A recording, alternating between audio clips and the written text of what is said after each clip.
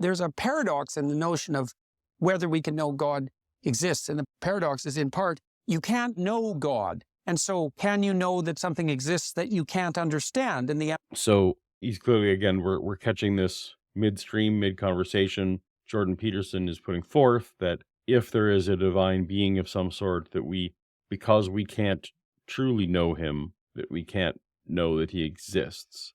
I think he's trying to explain why in his own unique worldview that a God existing is very compatible with our being unsure about it. The problem with this is you don't have to be able to, my dog does not have to know me in the sense that my dog doesn't necessarily know my thoughts or understand my reasons for doing things or understand who my relatives are, who my friends are, what all these kind of things. My dog catches only a very brief sense. My dog doesn't know I'm an atheist. In all these senses, my dog could never really understand me or know me in the same sense that another human potentially could.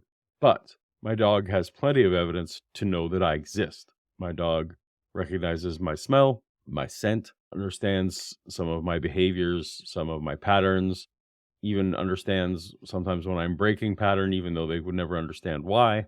Jordan, if there is a God who exists and really wants to have a relationship with us, it is not incompatible, the notion that there would be sufficient evidence for us to at least know their existence, even if our plane of being could never match that being's plane of being. Does that make sense? I hope it does. answer is, well, maybe that's why you only see God's back in some real sense, right? You get hints and maybe that's in the same ballpark. You see his back, and in some sense, you get hints, but that needn't be the case. I mean, sure, that might be a case that perhaps this God that you posit exists doesn't want us to know them in any kind of real sense, and that's fine. That's a deistic God who's kind of walked away. But a God who wants to have a relationship with us can give us more than hints, right? It's not an incompatible notion. You haven't explained anything here. you get hints if you open yourself up in the right way. And one of the ways you open So again, my dog doesn't need to open herself up in the right way to know that I exist, or that my neighbors exist, or that my kids exist. Just because two different beings are on different, shall we say, levels of consciousness. I don't love that term, but levels of cognition or levels of understanding, they absolutely can at least assuredly know that each other exists because we are interacting in the same realm. yourself up in the right way is not to ask for what you want in the God is a celestial butler manner, but to ask how it is that you could transform yourself so that you could be a better agent of the divine will or something like that. No. So again, if this God wants to have a relationship with us, my dog need not try to sit around thinking, well, how can I become more human so that I can interact with my human, or the human that is living in the house with us? That's not something that the lower creature needs to do. If I want to have a relationship with my dog, I'm not making my dog change its nature in some fundamental way to make that happen, right? That's on me, just as it's on God, if he wants to have a relationship with everyone, to give sufficient evidence in whatever way we can understand, not to stomp around with the thing he created, with the limitations he created, to overcome those limitations to create that relationship.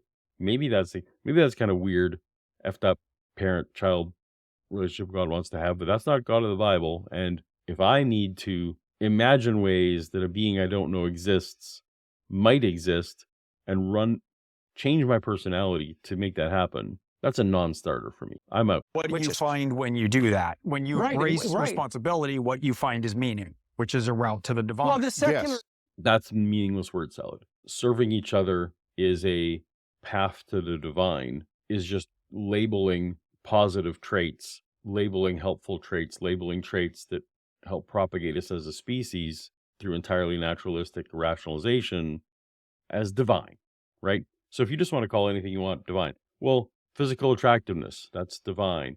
Solving math problems, that's divine. Like, if you just want to label anything positive as divine, then you're just having a conversation with your buddies with a mental wanking session, as it were, you're not defining anything. You're not making helpful predictions. You're just labeling stuff. This would say, well, without God, you can still find meaning in service to others. And I would say, yes, that's true. But in case you missed that start part. So yeah, a natural person would say, a naturalist would say that in serving others, you can get good feelings and find meaning in that. And that is, of course, as we are a social species, that is our survival, one of our survival advantages in that we are cooperative. We're going to naturally, our species is going to naturally select for that cooperation to release endorphins, right?